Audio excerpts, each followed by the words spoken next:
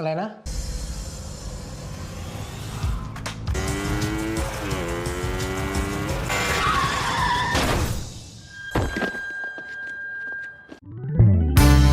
Hai semuanya, kembali lagi bersama Zona Cinema. Pada kesempatan kali ini kita akan membahas alur cerita film yang berjudul Bakeman. Berkisah tentang seorang pemuda berumur 27 tahun yang dikenal sebagai Sakarin. Ia di depan keluarganya mengaku bekerja sebagai pegawai bank swasta di Thailand. Namun nyatanya dia hanya sebagai tukang ojek pangkalan. Di sisi lain ada cewek yang disukai Sakarin bernama Jai. Bagaimana kisahnya? Sebelum masuk ke ceritanya, mari dukung dan support channel ini dengan subscribe agar tidak ketinggalan video-video selanjutnya. Sudah? Oke.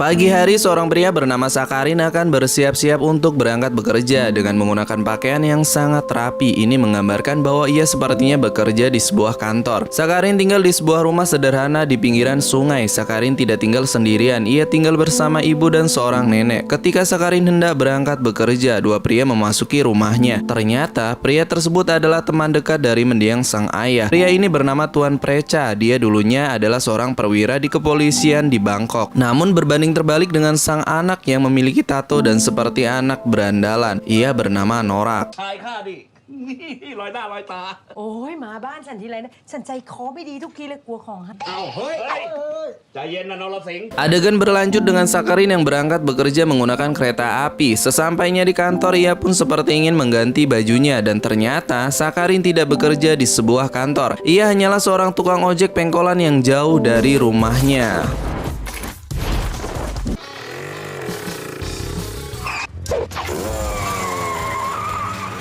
Sakarin menutupi pekerjaannya sebagai tukang ojek dan berpura-pura sebagai pegawai di sebuah bank. Hal itu ia lakukan agar ibu dan neneknya bangga karena dulu mendiang sang ayah adalah manajer di sebuah bank swasta di Thailand. Selain piawai mengendarai sepeda motor dengan lincah, ia mampu mengenali semua jenis motor dari suara knalpotnya saja. ปี16 34,000เหมือนกันผู้ใหญ่ Nampaknya Sakarin sudah berpengalaman sebagai tukang ojek. Ketika giliran Sakarin untuk narik penumpang, ia mendapati penumpang dari jauh, yaitu seorang wanita dan imut. Wanita ini bernama Jai dan dia ternyata adalah teman sekolah Sakarin waktu kecil. Karena menyadari itu, Sakarin menutupi penampilannya agar tidak dikenali oleh Jai. Karena ia sangat malu dengan profesinya sebagai tukang ojek. Namun hal tersebut hanyalah percuma karena Jai bisa mengenali Sakarin. Selain cantik, ternyata dia juga pintar. สักกลินใช่ปะโอ้โหสักกลินจริงๆด้วยเราได้เปล่าจ่าย Mereka pun melanjutkan perjalanan ke kantornya Jai, yang ternyata Jai yang bekerja sebagai pegawai di sebuah bank swasta di Thailand. Profesi ini selalu diimpikan oleh Sakarin. Kemudian Jai itu mengenalkan pacarnya yang gendut yang bernama Satkau. Ia juga merupakan atasan di bank tersebut. นี่พี่เอแฟนจ่าย Sebelum Sakarin pergi, ia memberikan nomor teleponnya kepada Sakarin. Keesokan paginya, Sakarin pun memulai aktivitasnya dengan pakaian yang rapi dengan sebuah dasi seperti bapak-bapak yang korupsi. Ketika dalam kereta, Sakarin dikejutkan dengan Precha yang satu gerbong bersama Sakarin. Sebelum ketahuan, Sakarin pun harus menghindari teman ayahnya tersebut sebelum penipuannya ini terbongkar. Dan sialnya, Precha melihat Sakarin dan mengejarnya.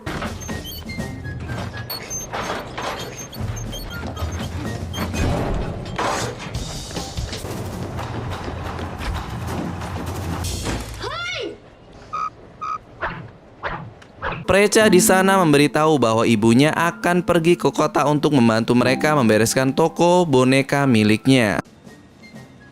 ไอ้จักรนี่มันมีพิรุธมาก Adegan berlanjut, Sakarin yang sudah sampai di tempat kerjanya. Dia kembali melihat Jai yang hendak menaiki sebuah ojek. Namun Sakarin mendapatkan seorang penumpang yang lain yang lebih besar. Namun hal itu tidak menjadi halangan untuknya sebagai tukang ojek yang handal. Ia mampu membawa penumpang tersebut dengan kelincahannya dengan mengendarai sebuah motor. โอ้ยเบาพี่เบาพี่โอ้ยช่วยด้วยช่วย Ketika Sakarin yang berhenti di lampu merah, alangkah kagetnya ia berhenti bersebelahan dengan ibunya yang membawa boneka milik Preca. Di sana ibunya kebingungan mencari alamat dan ingin bertanya kepada pengendara di sebelahnya. Tapi ibunya tidak mengenali bahwa itu adalah anaknya. Karena tidak mau ibunya melihat penyamaran Sakarin, Sakarin pun harus pergi dari sana. ท่าทางคุ้นๆนะเราอะ เฮ้ย ทำไมไม่ตอบเจ๊เขา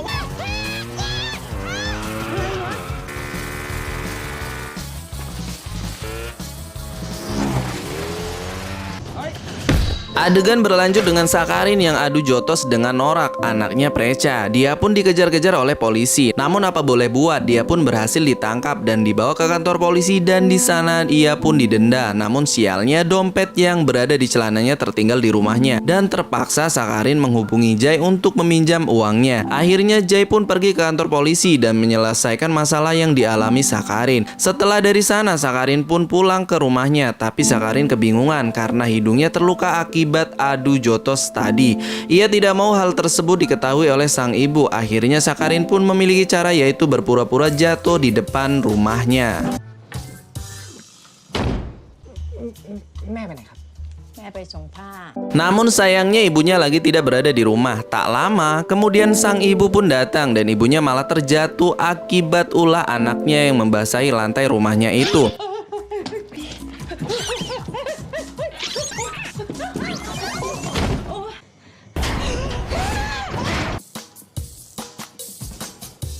Akibat ulah Sakarin, ibunya mengalami sakit di seluruh tubuhnya dan juga mesin cucinya ikut rusak. Karena merasa bersalah, akhirnya ia pun membeli mesin cuci baru dengan mencicilnya karena ia tidak memiliki uang. Akhirnya Sakarin pun meminjam kembali uangnya Jai. Ketika lagi asik chatan dengan Jai, Sakarin dikejutkan kedatangan ibunya memberitahu bahwa ia ingin bertemu dengan teman sekantornya Sakarin. เข้าใจไหมเนี่ย ครับ Karena kebingungan akhirnya Sakarin pun menyulap teman ojeknya untuk berpura-pura sebagai teman sekantor. Mereka pun ditanya mengenai seputar pekerjaan yang membuat mereka kebingungan. Dan pada akhirnya mereka pun mencampur sebuah obat ke minuman Tuan Preca. Minuman tersebut membuat Bapak Preca menjadi overaktif. ชนแก้วกันดีกว่าครับ เป็นเกียรติกับพวกเราอะครับ ถ้าพี่ไม่สบายใจ ผมดื่มก่อน เชิญครับพี่ ไม่ต้องเปลี่ยน เอาถังเดียวก็พอ มันเปลือง เฮ้ย เลิกขนาดนี้กูต้องถูบ้านอีกแล้ว อยู่ Adegan berlanjut dengan Jai di tempat kerjanya yang selalu membuat kesalahan. Akibat dari itu Jai pun dimarahi oleh atasannya. Yang lain dan tidak bukan atasan itu adalah pacarnya sendiri. Tak lama kemudian di kantor itu menerima seorang karyawan magang yang baru yang begitu cantik dan lebih pintar dari Jai. จดได้แม่นยำมากมีเสียแรงไม่ต้องนั่งที่ฟอนต์ไปตลอดชีวิตเลยเหรอคิดสิคิด Jai yang hendak pulang kerja diajak oleh Sakarin untuk makan malam bersama. Ketika makan, Sakarin ditelepon oleh temannya untuk mengantarkan sebuah orderan. Karena terdesak mau tidak mau, akhirnya mereka pun harus pergi dari sana. Jai yang sedang gabut, ia pun meminta kepada Sakarin untuk ikut bersamanya untuk mengantar orderan yang akan dibawa Sakarin. Mereka berdua pun semakin dekat satu sama lain yang membuat Jai juga semakin nyaman ketika berdekatan dengan tukang ojek itu. Ketika semua orderan sudah selesai dikerjakan, mereka memutuskan untuk pergi jalan-jalan ke pasar malam dan di sana Jai ingin sekali bermain tembak-tembakan. Namun sialnya tempat bermain tersebut pemiliknya adalah Paman Preca. Sakarin pun memutuskan untuk menutupi mukanya dengan helm dan masker. ลุงคะ ลุงหัวโล้นคะ งั้นถัดหนึ่งคิดยังไงคะ 35 บาท ชื่อวัดชื่อเดียวโอ้ยสัตว์ ไอ้หนู ยิงให้ดีลูก เที่ยวไหมล่ะ โอ้ยเหี้ย Ketika pulang dari sana, Sakarin tidak bisa tidur karena ia teringat ketika lagi bersama dengan Jai. Tak lama kemudian ponselnya Sakarin pun berdering. Ternyata itu adalah Jai yang ingin meminta bantuan kepada Sakarin dan teman-temannya untuk menggerebek pacarnya Jai yang akan melakukan perbuatan dosa. เธอรู้ได้ไงว่าแฟนเธอมีกิ๊กอะ รู้กันแล้วกันฮะโอ้โหโอ้โหเลือกได้เหรอส่องกระจกบ้างนะอีอ้วนให้หนูออกไปก่อนได้ไหม Pada saat itu Jay pun resmi putus dengan pacarnya. Sekarang ia sudah berstatus jomblo. Di keesokan harinya ibu Sakharin memberitahu bahwa kerabat dekat ibunya akan pindah tugas ke Bangkok, yang ternyata kerabatnya tersebut bekerja di sebuah bank tempat Sakharin memasukkan pekerjaannya. Kabarnya akan ada penyambutan untuk kedatangan kerabatnya itu. Ibunya diminta untuk hadir di sana dan juga beberapa karyawan dari bank tersebut. Mau tidak mau akhirnya Sakharin ikut dengan menggunakan seragam dari bank tersebut. นึกว่าจะไม่มาถึงนานอย่างชัดชัย ชัดชัยไหน เราชื่อประกรณ์ Penyamarannya itu diketahui oleh si gendut yang masih menyimpan rasa dendam kepadanya akibat kejadian semalam. Keadaan semakin tak terkendali ketika Jay juga melihat Sakharin memakai pakaian pegawai bank di sana. Kemudian Jay pun mengajak Sakharin untuk berbicara dengannya secara empat mata. Jay pun meminta untuk menjelaskan semua ini. Sakharin pun menjelaskan bahwa ia melakukan hal tersebut karena terpaksa. Ia ingin sekali membuat ibunya bangga terhadapnya. Ia pun juga sudah pernah melamar ke sana beberapa kali, tapi semua ditolak. Mau tidak mau ia harus melakukan kebohongan tersebut kepada ibunya. Di lain sisi, si gendut yang sedang mengumping pembicaraan Sakharin, ia berencana akan menyampaikan rahasia tersebut kepada ibunya Sakharin. Namun ketika hendak pergi, si gendut malah terjatuh dan pingsan sampai acara tersebut selesai.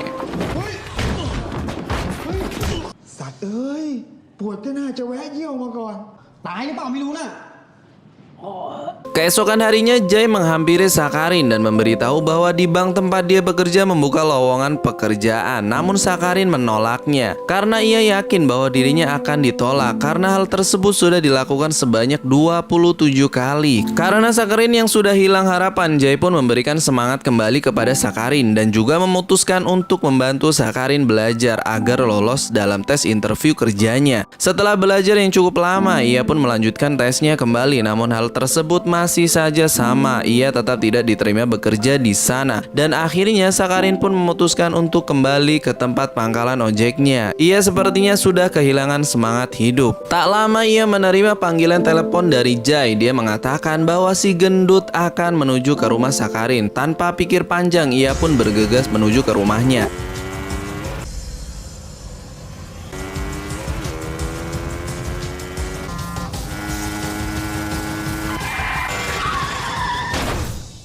คุณป้าครับคุณป้าดู ใครเป็น 18 มงกุฎ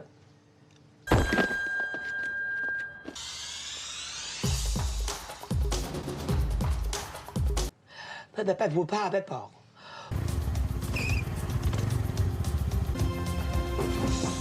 Sesampainya di sana, ia melihat neneknya sudah pingsan karena mendengar perkataan gendut yang membongkar semua rahasia Sakharin. Tanpa pikir panjang, akhirnya Sakharin pun membawa neneknya tersebut menuju rumah sakit dengan menggunakan motornya.